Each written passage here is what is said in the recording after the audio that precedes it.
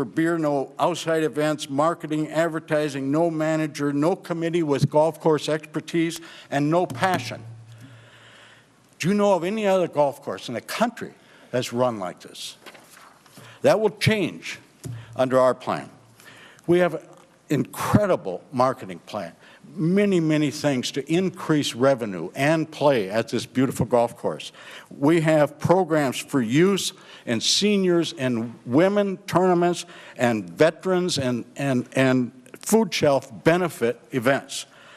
We're going to emphasize social media and millennials. We think that's very important. We have an extremely well thought out conservative business plan. And I must say this, what's ironic about this process is that it will cost the DNR much more money to destroy the golf course, to plant grasses and maintain those grasses, than if they simply allowed us to take it over as is. There's a screen on a recent article in the newspaper. There have been articles all over the state about the plight that we're in, trying to save this golf course. This course has been part of our culture for 90 years, gentlemen. It's part of who we are. Please don't take it away from us. The DNR has been running it for 89 years. What we're asking is give us 1/10 of that time to try to run it ourselves. If we fail, what happens, right? DNR takes it back, and they can run it as they will. There's nothing in the state, nothing to lose in this for the state, but there's a lot to gain both culturally and monetarily. The citizens of Fairfax and the surrounding area from across the state, including golfers and donors, have spoken. We are asking for your help to maintain a sustainable quality of life. Thank you very much.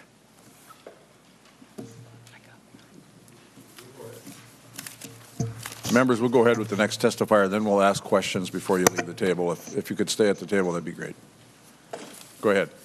Mr. Chairman and committee members, I'm Marcia Seibert-Volz, City Administrator of City of Fairfax. I've been working with the city for 40 years. Welcome to the committee. I want to assure all of you that Fairfax has the capacity to operate the golf course.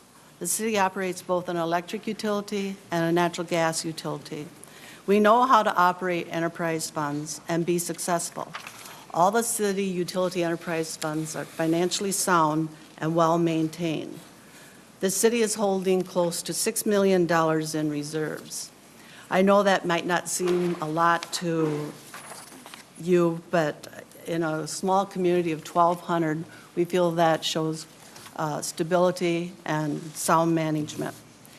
5 years ago, Fairfax built a beautiful library for the community, and last year an overall renovation of our community center was completed. Currently, the city owns and takes care of a non-motorized bike trail of 6.3 miles connecting the city of Fairfax with Fort Ridgely State Park. Last year, we expended $46,000 on patch and seal coating the trail. And in 2011, we expended $56,000. Clearly, this makes the city of Fairfax a vested interest in Fort Ridgely State Park. Fort Ridgely State Park and Fairfax are allies, with the destination of the bike trail being the physical connection and the entire state park a historical and cultural association, as well as an economic factor for the city of Fairfax. The appointment of the Golf Course Board to operate the golf course brings expertise in accounting, marketing, business management, and golf course management. The advisory board includes a previous golf course manager, CPAs, and business management individuals. The allowance of golf carts, liquor licensing, and marketing will enhance the revenues as well as the staffing the operation rather than using the honor system. DNR's choice of having staff present to take green feeds only 4 days a week from 10 a.m. to 4 p.m. dictates failure. The only room for the honor system in the golf industry is on the golf patron's scorecard. The golfing experience at Fort Ridgely is the culmination of beauty, serenity, and sensitivity to historical significance while being a physically stimulating great golf course. Last week, the Fairfax EDA pledged $15,000 to purchase equipment that can be utilized by both the current golf course and Fort Ridgely Golf Course. We are in discussion with the Mayflower Golf Course to see how we can participate in events and cooperate with the maintenance of both operations to make them both prosperous. The DNR's presentation stated that in 1983, in their management plan, the golf course was inconsistent with the purpose of the state parks and recommended closure. As a taxpayer, I'm very upset that it was determined in 1983 that the golf course was not DNR's mission, but they still moved forward in 2006 and 7 and spent over $2 million of tax dollars on the course renovation. Now, 10 years later, the DNR proposes to plow it up and plant native prairie grass. This is asinine. How can one justify this action? According to the DNR presentation last week, from 2012 to 2015, expenditures increased 40%, not including wages of $45,000. The city would not operate one of our enterprise funds on the honor system, nor allow expenses to increase by 40% without taking corrective action. If the city used tax dollars in this manner or mismanaged operating enterprise fund to this extent, staff would be out of a job and council would not be reelected. Fairfax has confidence that the Friends of Fort Ridgely and all of the other passionate citizens that love Fort Ridgely State Park will raise $100,000 in seed money to lease and operate the golf course without debt. This 49th day of our capital campaign, we have pledges and cash totaling over $58,000. We are requesting a chance to succeed not only keeping the golf course, but Fort Ridgely State Park as we have known it in the past and as we go into the future. The treasured asset has been a part of our community for 90 years. It is our mission to keep it another 90 years. If we can't, we know we can give it, we gave it our best effort, and we'll hand it back to the DNR and painfully state, do what you will. Please don't deny the city of Fairfax the opportunity to lease the golf course. We are confident that we can succeed at this. We request your vote of confidence for the city of Fairfax. You have nothing to lose, and you have close to $100,000 annually to gain. Thank you. Thank you. Thank you.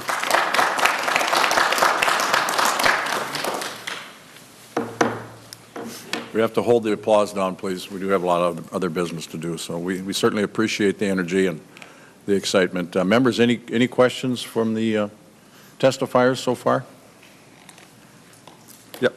Senator Simonson. Thank you, Mr. Chair. Not for the testifiers, but just so I understand to the author as we go forward here. So is it my understanding that the DNR simply refuses to enter into a lease agreement, or do we actually need this bill to allow them to enter into a lease agreement? Senator Lyon. Mr. Chair, Senator Simonson, I would say at this point in time, I would hope that we don't need the bill to have them enter into a lease agreement. What I would say is that the city has made efforts, and they have had meetings leading up for months. I believe it's over a year, actually, at this point. Since the initial announcement last April, I believe it was April 2016, when they said the golf course is going to be closed. It's been a continual effort since that point. We being the city and the Mayflower Country Club and the Friends of Fort Ridgely, have worked with the DNR on and off and have come to an impasse, and that's why this bill exists. Senator, you may know that sections 1 through 3, no matter what happens, will still have to be moved forward. But I think they're in the early stages. In fact, I think there might be in a meeting, like you said, going on tomorrow. And we are going to have some testimony from the DNR here as well. So, members, any other questions? I have one question. Thank you for the excitement at the group here. Did you talk about youth at all? Are there any high school or any youth golfing that would go on or has been going on in the past? Or has it been open for that? Or is the group open to do any of high school golfing? We're absolutely open to that. This falls into primarily the GFW school district, which has a golf team, and we would obviously invite them out to use our golf course. But we also, one of our plans to increase play and revenue is to have a youth participation day where they would both golf. And this is from my day years ago when the businessmen used to bid on the youth of the town, and then we would work for them. And so they would help fund this project through that idea as well. So both in play and their participation in maintaining the project. We plan on doing that. Good. Okay, members, any other questions? Well, thank you very much. And we'll hear from the DNR.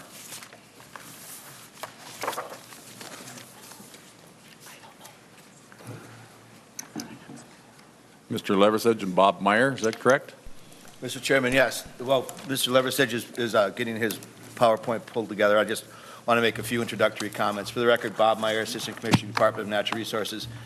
Mr. Chairman and members, I believe you all are aware of this, but the slide relating to our budget being over $1 billion, 85% of that is fee-based. It's paid by the hunters, fishers, anglers, snowmobilers, ATVers, boaters, people who want to do the things that they want to do within the state of Minnesota. The rest of those dollars are Lessard Sam's Outdoor Heritage Council dollars we pass through to people, the Environment and Natural Resources Trust Fund, LCCMR dollars, treaty payments that go to the tribes, the PILT payment, which is about $35 million that comes out of there. There's fire dollars that are appropriated. So you take that down, there's really not a ton of money that's sitting there. And just for the record, Mr. Chairman, on Senator Simonson's comments, we reached out to the city back in January 25th of Wednesday, January 25th of 2017, to try to get a meeting set up to talk about this. There are a lot of issues we need to work through, and I think we can work through a contractual agreement. We were supposed to meet today, but they decided to bring in their attorney, and unfortunately our attorneys are in court dealing with the White Bear Lake level issue right now, so we're kind of busy with that aspect. So we've reached out numerous times to the mayor, to the city, and have yet been able to get a meeting scheduled to work through these issues. It's imperative that we sit down and make sure they understand the risk they're taking, the insurance liability that the city will be taking on, and the actual costs, and also the restrictions or what we need to do with the Minnesota Historical Society and others to allow for some of these uses. And finally, there's an issue of parity here. We have leases with other concessionaires that we deal with at Itasca State Park, City of Minneapolis out of Fort Snelling, that have a 15% rate, and now this bill will charge 8%. So, I mean, it's up to the legislature to decide that, but I would anticipate bills from City of Minneapolis and other people to reduce those rental rates as well, which will further drive our parks budget into the ground. And, you know, just lastly, Mr. Chairman, I know in the next coming weeks we'll be moving on to talk about budget issues. And if we don't try to resolve the parks budget issues, this is just the beginning of the changes we need to make to the system as far as reduced hours, reduced operations, and possibly closing or liquidating of some parks to local units of government. So those are just some of the challenges we face, Mr. Chair. And with that, I believe Mr. Leversedge is ready on his presentation. Mr. Leversedge, welcome to the committee. Please identify yourself. Thank you, Mr. Chair. My name is Phil Leversedge. I'm the Deputy Director of the Division of Parks and Trails for the DNR. Not sure if I'm doing something wrong here and not getting this to project, so if you have staff, maybe they can give me some technical assistance.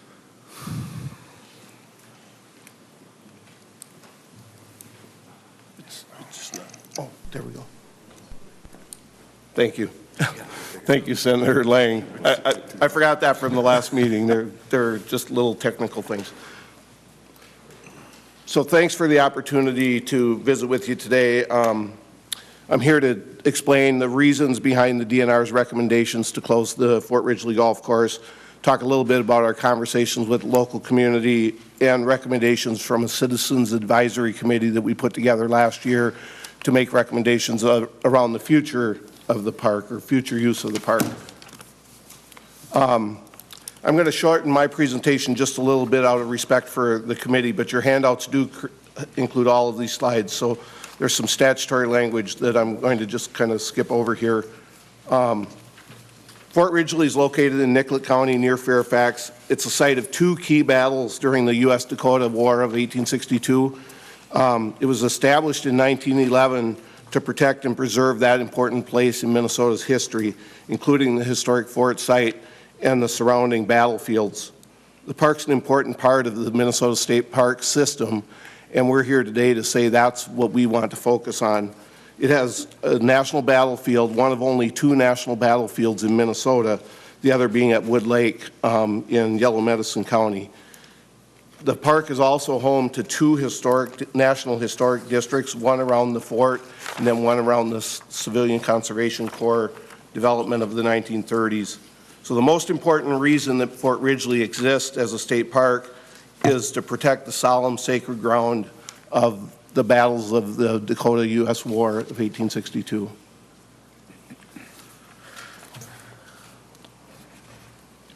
In early 2016, the DNR had made a decision that we needed to close the Fort Ridgely Golf Course, and there are several factors, and you've heard a little bit from the community about some of those factors. One is that we've long believed, all the way back to the CCC days when the National Park Service said that no National Park Service money during the development of the park could be spent on the golf course. Then in 1983, when the park developed its first management plan, there was realization and recognition that in the long term, the state should phase out of that golf course. It was recognized that in the short run it would continue to operate, but in the long run it was inconsistent with the mission of state parks. Unfortunately, political climates were a little bit different in the early 2000s, and there was a push to make an investment in the park. I would say that DNR maybe was a reluctant partner and went along with an investment to rehabilitate the golf course in the 2005-2006 period of time. But today is another time, and it's a time where the legislature is asking us to become more focused on what's important to the citizens of the state and focus in our energies and our resources around the most important mission of the department. So we developed a strategic plan called our Parks and Trails System Plan, and it tells the DNR to focus on investments in those things that are core to our mission. In addition, the high operating cost of Fort Ridgely and the low level of use caused us to start to rethink its future. The chart on the level of use, you'll see that the peak of its use was the first year after the course was rehabilitated, but it immediately started to decrease, and that coincided with just a general decrease in the interest of golf nationwide. As I mentioned to the committee last week, over 800 golf courses have closed across the country in the past decade, and it's mainly just from decreasing use. The level of use at Fort Ridgely has been pretty stable at around 27 to 2,800 rounds of golf a year, and it has not changed even when we reduced our office hours in 2013 is the year that we reduced office hours and went to a combination of staffed and honor system registration. The level of use prior to that and the level of use after that have been consistent. So I'm not sure I agree with the point that we're missing 50% of the rounds of golf.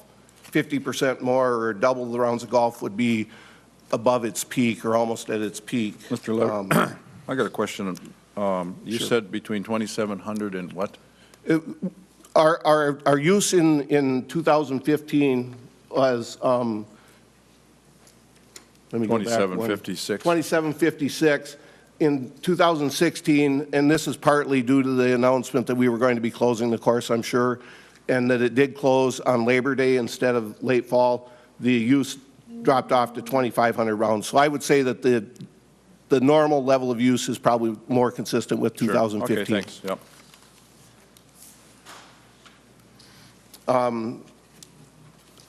Our expenses are high. We recognize that. We pump water to irrigate the golf course. We have a fleet equipment program where we have to pay to rent equipment. That contributes to our cost, and of course, our labor costs contribute to that as well. We recognize that through the use of volunteers or some other source of funding, you might be able to lower some of those costs. But the revenue, though, is consistent. Our revenue was around $26,000 from green fees last year, and that's been very consistent since 2012, and going back to before we reduced hours. So as I mentioned, as part of our process to look at a different future of the park, focus more around its historic resource, we put together a Citizens Advisory Committee last year made up of a cross-section of local residents in the community and a couple folks that had more statewide perspective. And those recommendations included focusing on the cultural and natural resources, actually taking the effort or making the effort to register Fort Ridgely as a National Civil War battlefield, which draws some focus and has potential to increase attendance and use at the park. Working with partners including MHS and the local tribal governments to diversify the interpretive stories that are told at the park, and then using new medias and methods to do that interpretation, including ADA accessibility for both mobility and hearing and sight impaired people. Our plan is to restore original plant communities on the golf course, which is also consistent with our mission to manage for natural resources. Our estimates for cost for restoring the golf course over a period of 4 years is about $150,000, and then the ongoing maintenance of that is primarily around burning every few years, and it's a much lower maintenance cost than the ongoing maintenance cost of a golf course.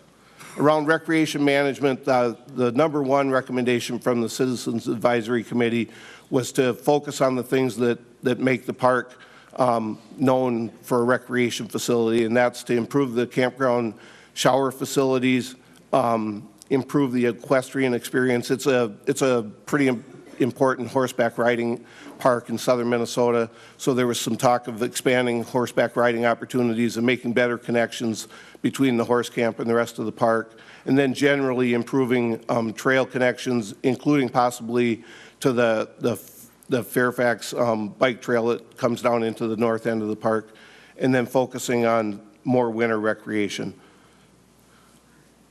So our concerns over the proposal, and I should say that we've been trying to work with the Friends and with the City of Fairfax since last May to put together a potential concession agreement.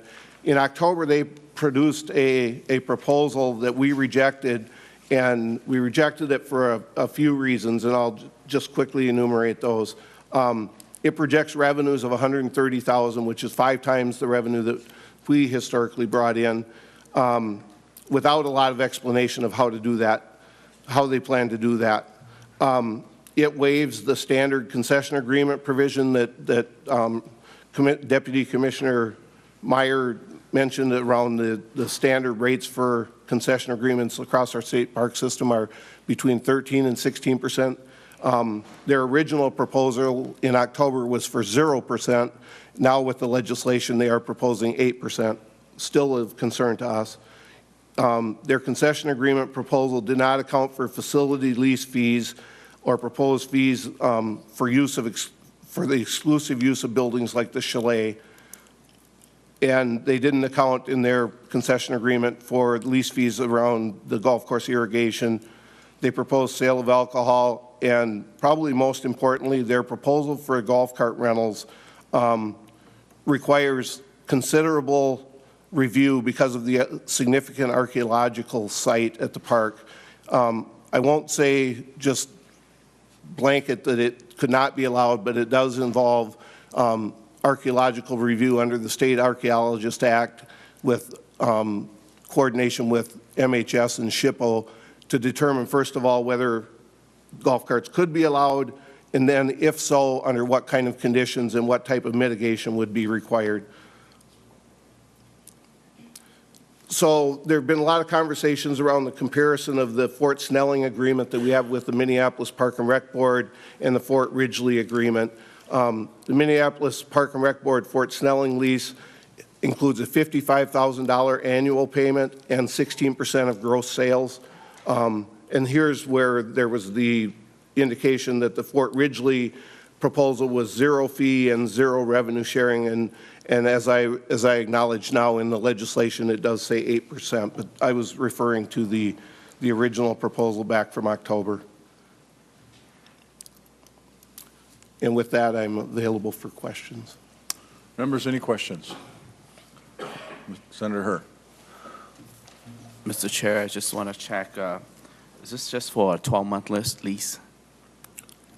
Mr. Chair, Senator, the proposal that from the 2000 or from last fall was for a 3-year concession agreement. I think we're open to discussion on what the terms or what the length of an agreement would be if one went forward.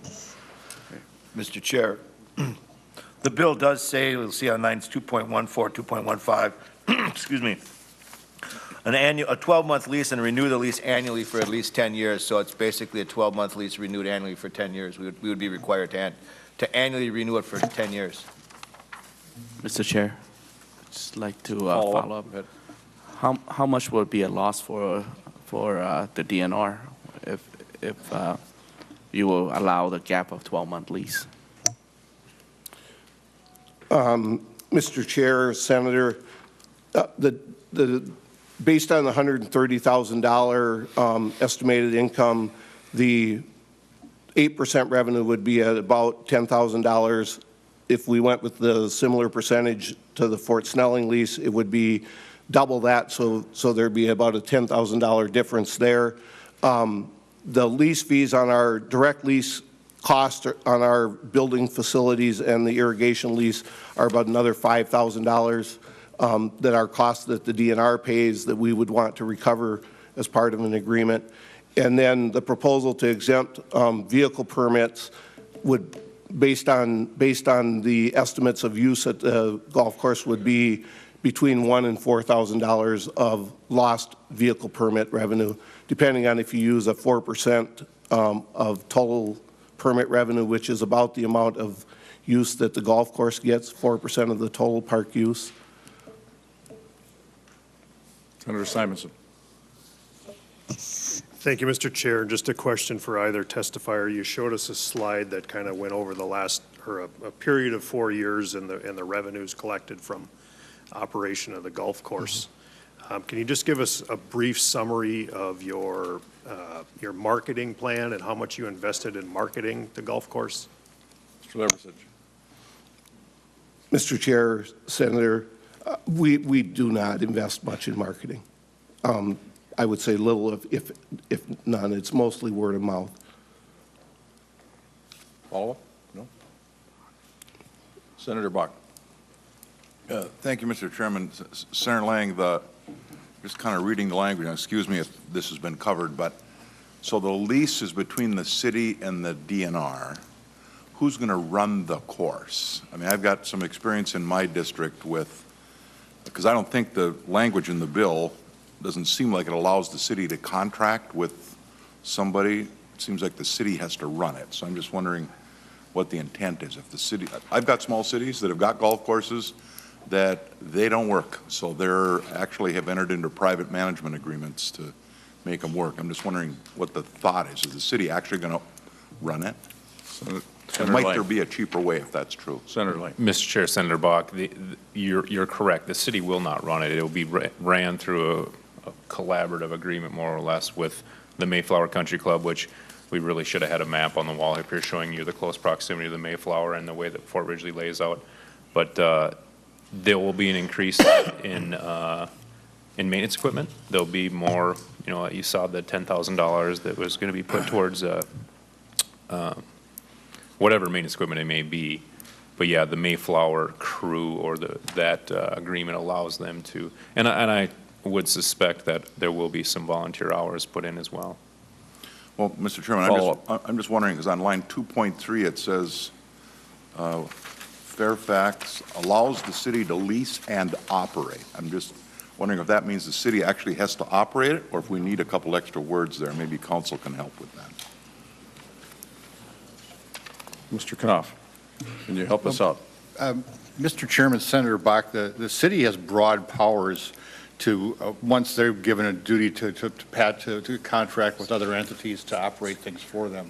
So I don't think we need to necessarily in this bill do that, but that is a good point, that they may not be operated.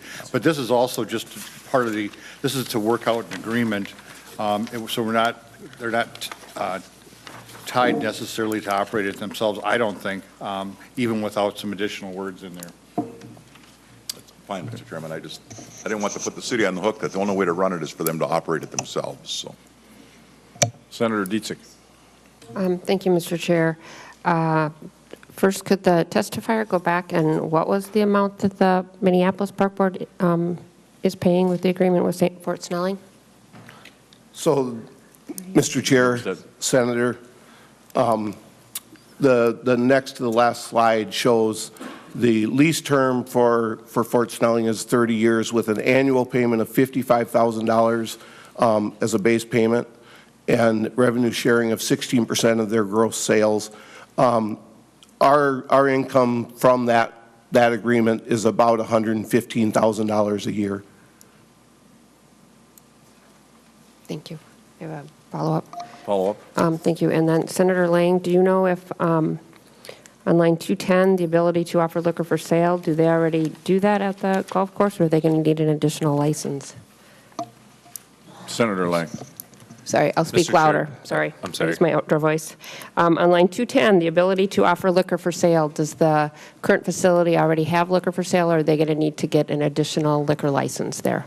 Mr. Chair, Senator Dietzig, that license will need to come from the county or the municipality.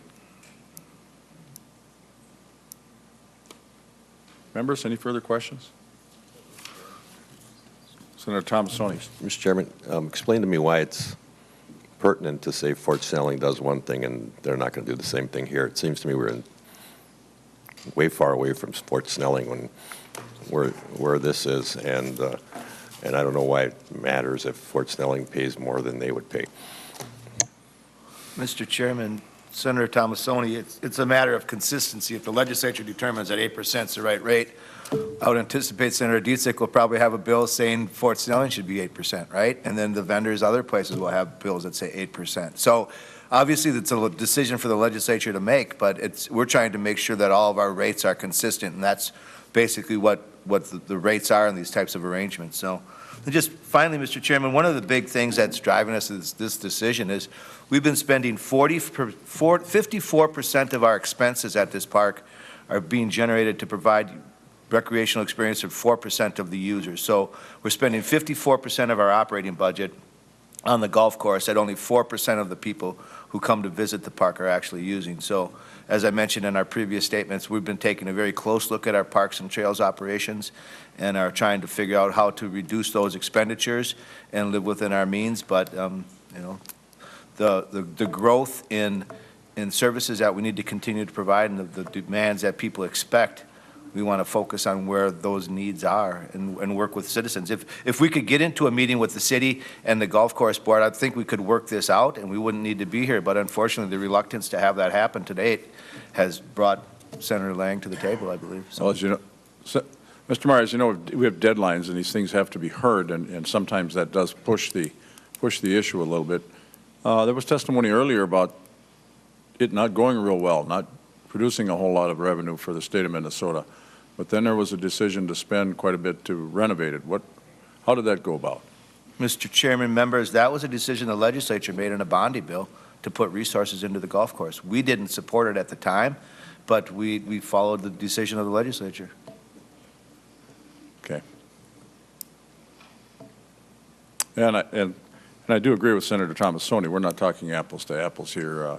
You know, if Senator Dietzig wants to come and ask for a reduction, she certainly has all the right in the world to do that. But this is a special place to a lot of people in the state of Minnesota, and I understand their their excitement and wanting to at least make this work. And Senator Bach, I think, will agree that when the cities run it, it doesn't work too well. But nevertheless, there seems like there's a group here that is willing to take that on for a period of 3 years. And I think I've said it, I don't know about publicly, but to some of the people that if it doesn't work, it doesn't work. One other question I have about the irrigation. Is that city water irrigation, do you know, Commissioner, or is that a well irrigation? Mr. Chair, it's Minnesota River Water Irrigation. There's a lease across private property with an irrigation system that draws water out of the Minnesota River with a water appropriation permit. Okay. Thank you. Senator Weber. Thank you, Mr. Chair. I would just comment that while I perhaps understand to some extent the argument as, regarding the lease that Mr. Meyer made, it seems to me that at least initially the lack of, or the reduction in terms of their operating costs probably are more than sufficient initially to obviously to make up any difference in lease arrangements, and seems to me to be a reasonable attempt to find a different management style for this course. And quite frankly, with this lease arrangement, the DNR will have more money available than they have ever had in terms of their other operations. Okay, members, any other questions? Senator Simonson. Thank you, Mr. Chair. And just a comment before we move on. You know, I come from a city where we had 2 municipal-run golf courses for many, many years, and they were money losers every year. And we looked at it from the standpoint that, you know, there are indirect revenues that come into the city that are not necessarily included in the revenues. But to me, this is an issue of the first page of the bill, 1, 2, and 3. This should be in front of us.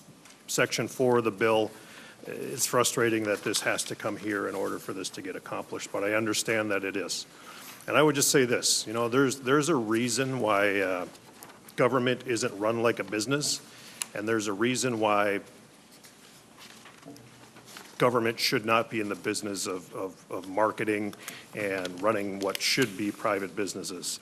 And I think the point has been made very clear that, you know, the DNR is not in the business of marketing. It doesn't have those capabilities. It's not part of your function, and that's not a cut. It's just realistic of what's happening in today's world. And I think this is a good bill. My only suggestion is that if this moves forward, that the agreement where it has the language about what must be included, is that I think there should be a provision in there about protecting the sensitive areas specific to the archaeological areas that were referenced. Beyond that, I think it's a good bill, and I think we should support it. Senator Simonson, I agree. I think it's a good project, too. And I think one of the things that's kind of pushing me over the edge versus any other situation that we see here is that they are already, the $100,000 that they've pledged to raise, they've already raised at least half of that. So I think this is different in that regards. And again, if it's going to turn out to be a 3-year lease and it works, fine. If it doesn't work, they're willing to take that risk. Senator Dietzig, you had a question. No, Mr. Chair, thank you. Just a comment that I'm not opposed to this. I just do think that I will hear from my constituents and others, and do think there is a consistency that is sometimes needed. There might be special circumstances around this, but again, Fort Snelling is an important area in our state's history, and there's a lot of historical value, and it's an important area in the state as well. So. Thank you. Certainly, thank you. Members, Senator Bach. Well, Mr. Chairman, and maybe this is for Senator Lang, I'm just wondering if the Commerce Committee has asked to see this bill. We're going to start selling liquor in a state park, and I think we'll only do it in one other place. I just wonder if there's any jurisdiction for the Commerce Committee, if you've had that conversation. Commerce chairs are pretty sensitive about bringing liquor bills to the floor. They seem to attract amendments. And chairs usually want to keep that all kind of under their wing, just been my experience. Senator Lang, any discussion at all with? At this time, Mr. Chair and Senator Bach, I haven't talked to the Commerce Chair. I know that it came from the other environmental committee, so.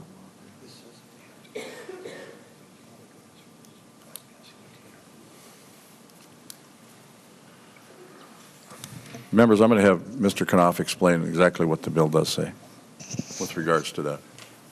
Well, Mr. Chair and members, I'm not sure that they would have to see it in commerce. I mean, what this does is it allows a bypass of a DNR rule that prohibits liquor in state parks. It doesn't afford them any other advantage or whatever in getting a liquor license, and it does say that it has to, it's subject to all other laws. I think except for the DNR rule, they would be able to have this liquor at this facility. Senator Bach. Mr. Chairman, I think Senator Knopf might be right. That's why I thought. You just demoted him, by the way. I mean, if a wine and grocery, if I was the comments chair, I'd be worried that a wine and grocery store's amendment is going to appear on the floor, and I think it's going to be germane. And I think the comments chair is going to want to know that that vehicle is sitting on the floor. Okay. Members, any other questions or concerns? Anything, Mr. Meyer, any other concerns at all or questions? Mr. Chair, no, just in relationship to offer liquor for sale. Currently, the only liquor that we sell is 3-2 wine and beer, so we would hope that this would be consistent with the other way that we offer. The only location we do it at is Itasca State Park, so we would have a concern if they're going to start offering Bloody Marys and vodka tonics and things like that, and so we'll have to make sure that that issue is addressed. Fort Snelling? I don't think they have an agreement there, do they, Director Leversage? Mr. Chair, I Mr. think Leverett. we'd want to look into it precisely, but I believe the Fort Snelling authorizing legislation is for intoxicating liquor. They do have that. I believe so. Yeah. Okay. Members, any further questions? Seeing none, thank you. Anything, final comments, Senator? Just, I Senate File 245, I guess, in reference to that bill. We had some pretty good testimony from some DNR testifiers here, and Mr. Meyer, Mr. Leversage, sorry. That's right. But, they believe there shouldn't be in the business of running a golf course, and I tend to agree. I think it is a little bit outside of their scope of operation, and I truly realize that, and I think this is an opportunity for the community to get up, and, I was going to tout their money-raising ability and their commitment to the project when I was, a couple days ago, was just over 40,000, and I was updated that they've raised 58,000. So, I mean, you can see in a short amount of time, the effort they put into it, and, just for Mr. Myers, nothing would please me more than to be able to pull this bill and say they've come to an agreement. So. Okay, hearing nothing more than that, I hope as well that the group from Fort Ridgely and DNR get together along with the senator and see if we can make this happen. It's quite exciting for that area. So with that, we'll be holding this over for possible inclusion. Thank you, Mr. Chair, members.